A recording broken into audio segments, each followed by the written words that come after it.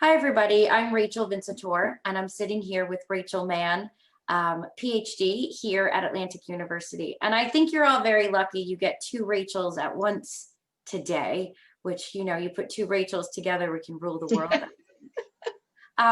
So Rachel has been with Atlantic University for 7 years, and she teaches an array of courses: Introduction to Transpersonal Studies. You've taught research classes, but you also just recently developed and finished and have taught a shamanism course, which has something very near and dear to your heart. Yeah. So tell me a bit about yourself, kind of how you arrived at AU, and then tell me a bit about your work with shamanic healing. Yeah. Well, I want to thank you, Rachel, for doing these interviews. I think it's wonderful. I've listened to a few of my colleagues. It's been a great way to get to know my colleagues better and where I fit in the whole picture. So actually, James, our fearless leader, we connected up through a strange synchronicity. I was looking for a classroom to use when I was traveling for the University of Virginia to teach for the Bachelor of Interdisciplinary Studies program. And I taught a lot of classes for them on shamanism, as well as on Gandhi and the Native American peacekeepers and other topics.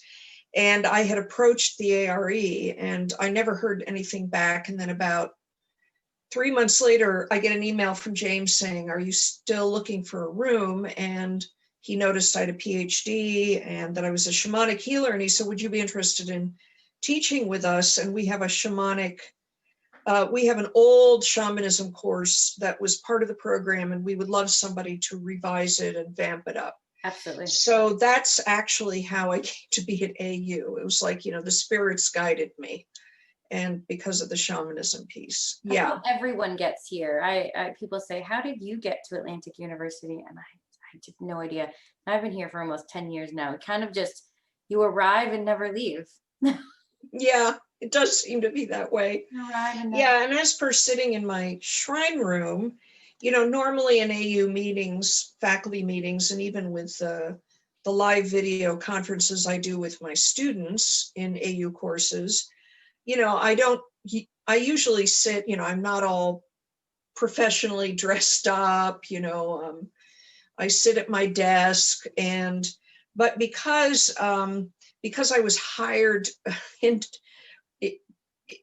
by AU because of my because of being a shamanic healer, mentor, and spiritual teacher, I thought I would sit in what is my element and what is my really, well, one of the many hats that I wear, including the academic. Right, and you're holding a feather. So for anyone who can't see that, it's a beautiful feather. What is it from? Well, this is actually a turkey vulture feather. It's a wing feather. And it was gifted to me by the spirit of the turkey vulture, about 4 months ago.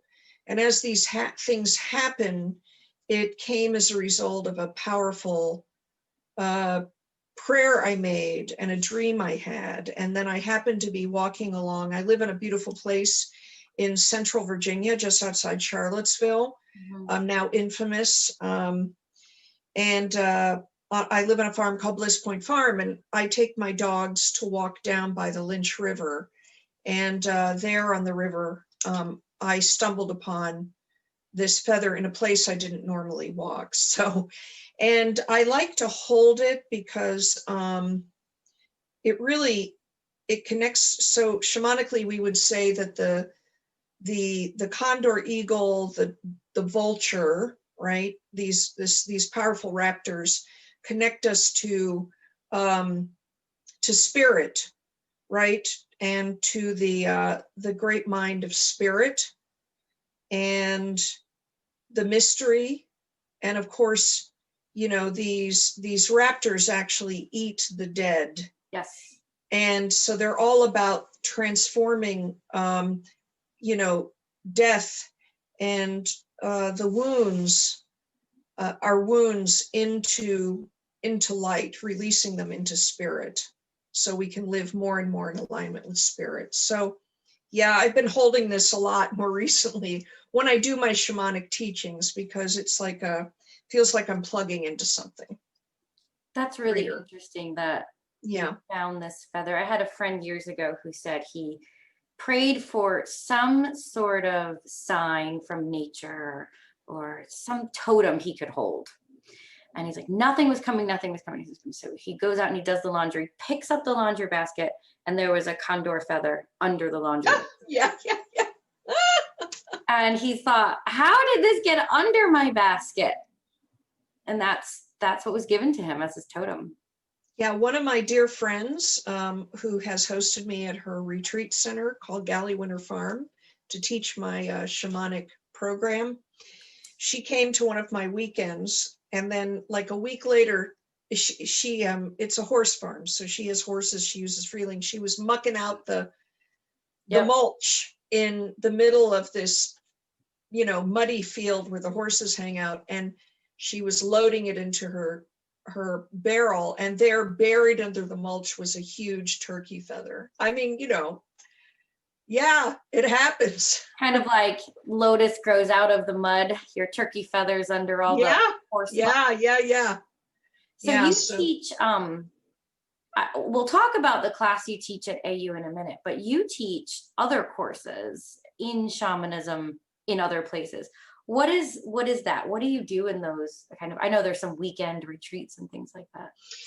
Yeah, well, I mean, I left my tenured academic position at the University of Virginia in 2007 after a big healing crisis in my health, my physical health and mental well-being, when the spirits came to me and told me that it's time to step up and do what you know you're meant to do, or you're going to get sicker and die younger. And I knew that this was, to finally, become a healer, a spiritual teacher. And so I started then. I went and got training with the very famous shaman who's written a lot of books, called Alberto Villoldo, in his school called the Four Winds Healing the Light Body School, where I learned specific tools for shamanic energy healing. Mm-hmm. And then I hung out my shingle as a shamanic shaman shingle. Yeah, I hung out my shingle. And I started work with one-on-one with clients almost immediately after entering the training, because I had a lot of experience preceding that in working with trauma, both individually and collectively. And so, yeah, so I've continued for 13 years working with clients on healing their trauma, breaking through their blocks, manifesting the lives of creativity and abundance they wish to dream into being. And I also, in 2011, started teaching what I called the Great Medicine Wheel of the New Earth, which is a medicine wheel tradition, which leads people through a powerful transformational process in which they're initiated into this shamanic wisdom tradition that I teach, and they build what we call their mesa. And so you can probably see right behind me, my mesa is what I use in my healing sessions. I use the stones, I place them on the chakras, I cleanse and clean their energy body with, feathers, with rattles, through whistling, drumming, chanting. And then I do shamanic journeying in order to extract the wound that underlies whatever the disruption in the surface life is. And then I do soul retrieval, gift retrieval. I also do things like entity extractions. It's all very, it's all very, very complicated, but very simple. And so then when I started to teach, this was really the 4 classes, which were 4 weekend retreats, were really initiating people into the shamanic path. And then for those who wanted to become a healer, I teach, I have taught and I will be teaching again soon, the shamanic energy medicine. More recently, I have been guided by the spirits to upshift my work and uplevel my work. And they gave me the name, the Institute of Awakened Heart Shamanism. And so I've replaced the Great Medicine Wheel of the New Earth with that name. And all of the teachings I do integrate Buddhism, Native American spirituality, Western shamanism, and all of my interdisciplinary research on violence, trauma healing from psychological perspectives, and peace building. And so under the purview now of the Institute, and because of the coronavirus, I have on-demand courses on that website. And I also will be restarting my Mesa, the Awakened Heart Mesa tradition training after the first of the year. I'm probably, because of the coronavirus, going to be actually doing it in 6 Zoom 3-day retreats. Yeah, so everything's being amped up in terms of the technology, as well as at AU, you know. Thankfully, in our classes, we've really been ramping up, you know, ways to use the technology really creatively. What's great about AU is we've been online. We were distance education for many years, and then we moved to this online platform. So, you know, we didn't see this huge hiccup that the rest of the world did, because this was what we did. I mean, granted, there were some things we had to change up a bit, but it's been such a blessing that, you know, all of these other schools were scrambling, and we were kind of like, oh, we got this. We're already online. So there's traumas in other parts of our lives, but this was pretty smooth. So you talk about trauma, and before we got on the line, you were talking about a book that you are writing. Talk about your book for a little bit. Yeah, well, it's a book I've been working on for 15 years. There really are 2 books, but the one I'm focusing on now is called Shamanism Will End Violence, Answering the Call of the Spirits to Heal Trauma and Foster Peace. And, you know, I have had, in many ways, a very unusual spiritual, professional, and academic career, because from a very early age, when I watched the numbers of the wounded and dead in the Vietnam War on the TV news every night, yes, they used to do that. Yes. I always was deeply concerned about war, and I ended up, for a variety of reasons, getting a BA in Russian studies, a master's degree in Soviet studies during the Cold War. And I then got a PhD in Slavic languages and literatures. But my focus throughout all of that academic study was really about the trauma of authoritarianism and violence, the trauma of loss due to immigration as a result of poverty and oppression. And then I basically ended up in my ensuing academic career, ended up doing a lot of research and teaching and writing on violence and trauma, and integrated spiritual, contemplative perspectives and practices into it. And so I was a maverick in academia long before I came to the maverick institution of Atlantic University. So the book is really a story about that journey, you know, my engagement in programs as an activist related to genocide and sexual assault, and how all of that fed into then eventually my own healing from growing up with a mother with narcissistic personality disorder. My realization over 2 decades ago that narcissism was a deep problem in our society. And of course, it's come up now in great relief. I won't name any names. And so it's really this inspirational story Yeah. about this process, and calling anyone who feels connected spiritually to the medicine of Mother Earth, that they feel they carry this medicine within them that they want to offer to the world to help heal violence, end trauma, and create greater peace in their own lives and for others through my own personal story. That is noble and needed. Thank you. Yeah, and it also includes my story. I was an anti-racism educator. So I did teach a couple of innovative classes at the University of Virginia. I developed them on racism, dealing with racism, in which I incorporated contemplative practices from Buddhism, Native American spirituality. So it's part of my blood. And I realized, like, I woke up one day a few weeks ago and I'm like, now it's time.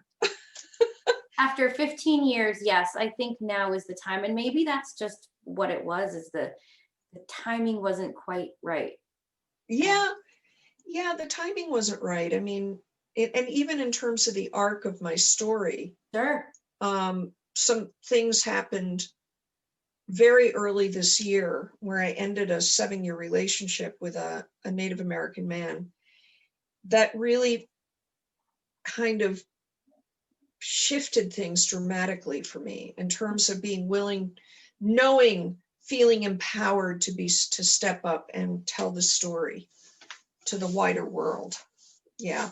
And then, of course, my deep concern about what's, my support for the Black Lives Matter movement, my deep support and concern about what's going on in our country. And of course, these things, this kind of oppression and discrimination and, authoritarianism has been all around the world for decades, really through the second half of the in the 20th century with Hitler, of course.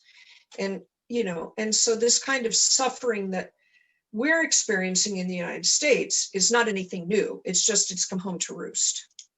Oh, sure. I mean, yeah, and all of the ways in which we have contributed through manipulation in negative ways in fostering this dynamic in other countries around the world. Yeah. There's just a legacy of conflict and trauma from the beginning of time, with wars and greed, Yeah. ego, and wanting and enslaving. I mean, this is pre-biblical concepts. Yeah. Mind of domination. Mind of separation. Yep. So tell me how, now we'll come back to your class at Atlantic University. How are you taking all of this that's inside that brain and creating a 12-week course? I know, just plug it in like the Matrix. How are you incorporating that into 12 weeks where I know it is an introduction to shamanism. So it's not this, it's not a 5-year-long shamanism school, but tell me about your class. Oh, well, I've just finished. I'm like this week, I'm finishing teaching the first. That's right. The first time I've taught it, and I've had an amazing group of students. Actually, yeah. So for me, it's really important to anchor shamanism in the historical, in history, right? And how it arose out of genocide and violence, as well as collaboration and the genocide and violence of the Europeans and their descendants.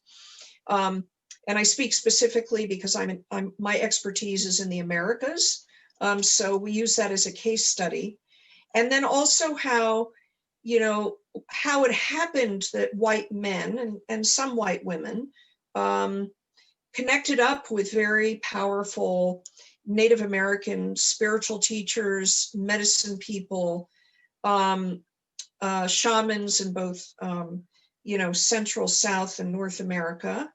And so we go into that story and that history. And in the process, what I'm doing is I'm really opening people up, because the truth is that these wounds of violence and the wounds of genocide are living in our bodies, in our minds. And then what I do is I I then have them explore their own transpersonal experiences, their own spirituality, and and connect it into how the new shamans of the West, as well as indigenous medicine people, seek to bring harmony and balance to their tribes, seek to bring harmony and balance into the world. And then I put in their hands, a few shamanic practices, several, about 5 or 6 shamanic practices. So there's an experiential dimension of the course, and then they write in discussion posts.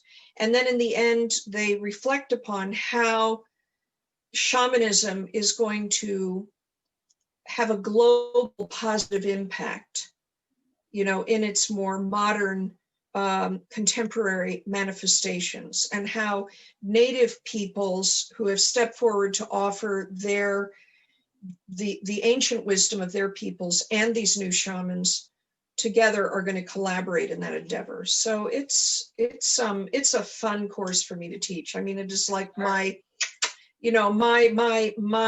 shtick, Sweet spot.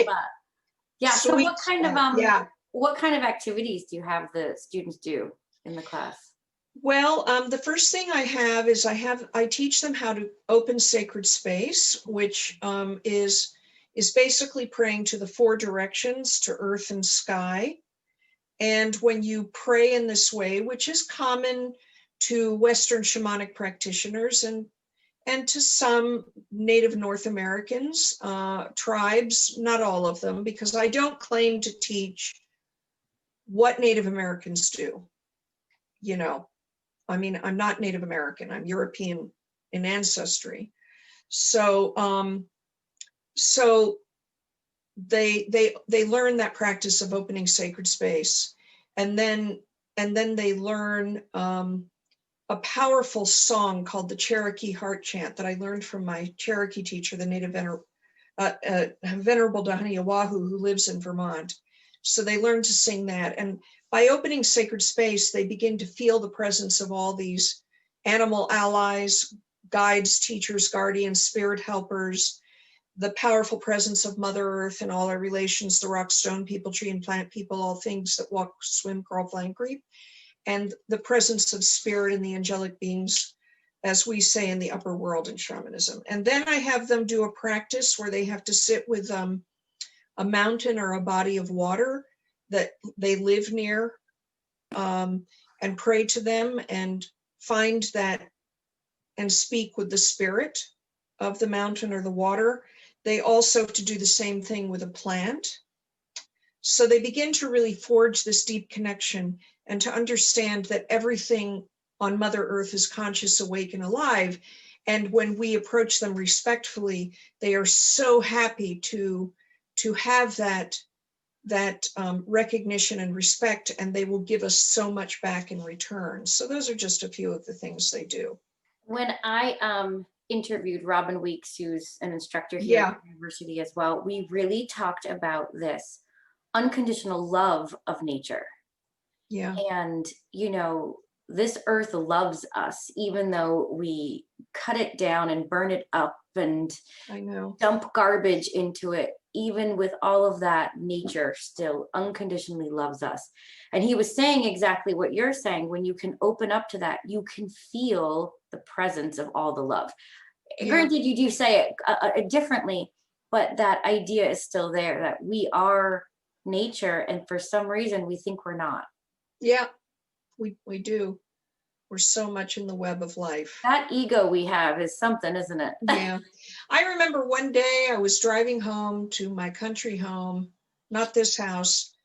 I turned on the road where I run along the road parallel to a mountain, in the country. And I all of a sudden had this very powerful feeling, sometimes these things can come unbidden, when you're doing something ordinary, of how I was part of the landscape, that I was just like the ant and the bird and the tree and the blade of grass. Because we are. And that Mother Earth accepted me as part of that landscape. Not something different. Yeah. Yeah. That was your EHE. which students, of course, learn in Intro to Transpersonal. Yes, an exceptional, no, EHE, exceptional. exceptional human experience. I always call it, exceptional. I would always use the word extraordinary. Here I was teaching 5,000, and I kept calling it extraordinary It is human extraordinary. experience. It is extraordinary, but that's all Rhea White's work. Yeah. And that's fascinating to learn about. I remember learning about that. And I've had those instances happen where what an exceptional human experience is, and we'll just say this really quick for the people watching, is there's an experience, something happens just like you were explaining, Rachel, Yeah. where it's out of nowhere. You're driving along, walking along, washing your hair in the shower, and you really have a life-changing thought, event, or interaction. Yeah, I know. And it absolutely switches the gears in your heart and your brain and your spirit, and it moves you in a different way.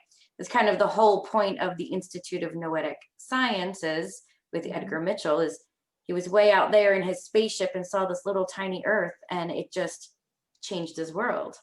Yeah. And while I like big changes, those little ones you're talking about, I think are so powerful. Yeah, that's a great definition, Rachel. And you live it, right? Here you are. And then we have to live in the world. You have to run the administrative end of AU, and we have to go tackle the technology, us mentors, and grade papers, put gas in the car, and cook dinner and do all those things. And all that, and yeah, but in the shamanic path, we recognize that bodily daily experience is as much a part of the sacred as anything else. And that's a beautiful way to think about it, because if you consider all of our actions sacred, which the yogis tell us, everything you do is sacred. It should be an act of spirit. It completely changes our interactions, the way we think about people, those awful thought patterns that humans can get. It does tend to change that. Yeah, and I think that's what AU students end up receiving throughout the program, right? I mean, I hear from so many of the students over the years in my classes for AU, how they just feel they were shifted into this other way of being, way of knowing, and finally believing and trusting in their EHEs and their spiritual experience and their spirituality, and being able to integrate all of that into their lives, their daily lives, their work, their vocation, whatever. And I mean, I think that's a very powerful thing about AU. And it's one of the things I love about teaching at AU, because, and that's a journey that we in the westernized world end up having to take, right? We have to be able to set aside the, kind of learn how to live not so much in the cognitive intellectual, but to then link it, interconnect it with these other dimensions of human experience that are just as real. You're so right. So I think you and I could talk forever. Oh yeah. Forever. Yeah, and I blabbed a lot, so. So I want to let students know that they can take your course as part of their master's degree, but also students can take this course non-credit. They can just apply to the school. Introduction to Shamanic Studies. Yeah. Introduction to Shamanic Studies, just as a non-credit course, not connected to any degree or certificate program, which I think is really valuable. So, take it as graduate credit, you do graduate work, take it as non-credit, and it's a little bit less academically rigorous, but the same information, the same practices are being taught. Okay. Well, I'd be glad thank to you for joining me, Rachel. Okay. Thank you. Bye. Bye.